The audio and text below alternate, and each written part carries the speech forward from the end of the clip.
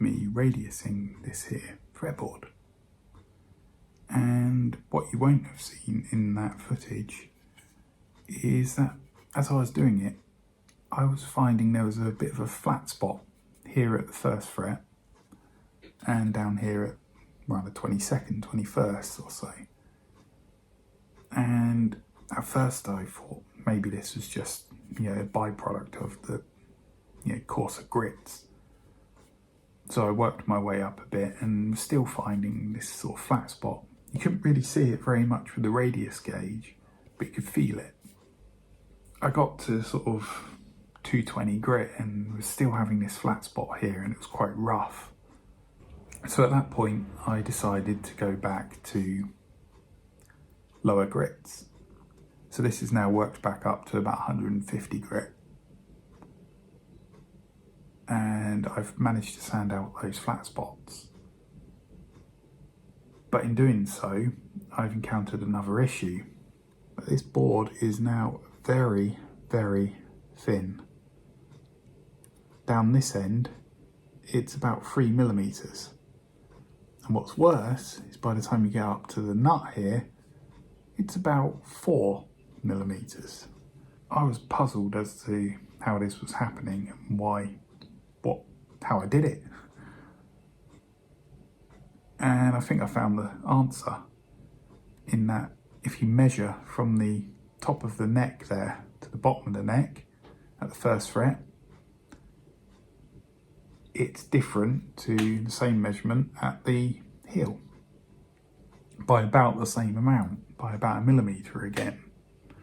Oh, and it's worth saying the fretboard itself is flat, and so is the bottom of the neck.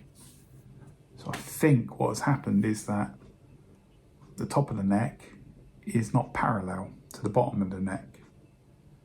And so when I've sanded this fretboard, I've sanded in a slight taper. So what I've done here is a quick check.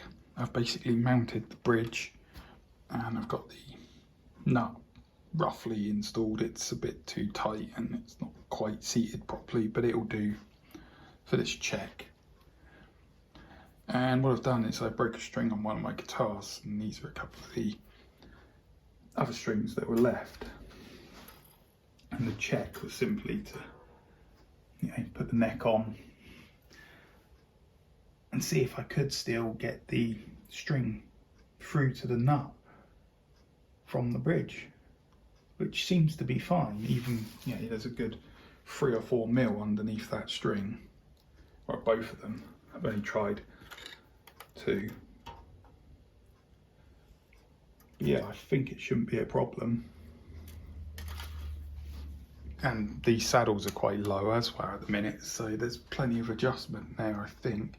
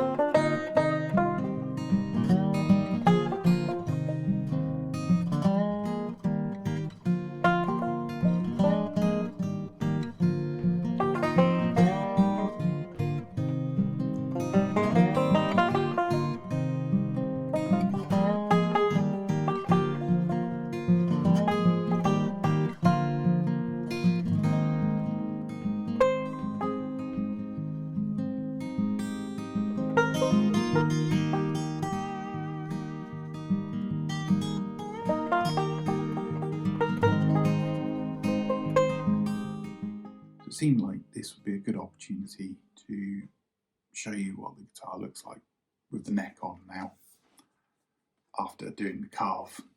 I mean, there's a little bit of finessing still to do and final sanding, but yeah, I think it's mostly there.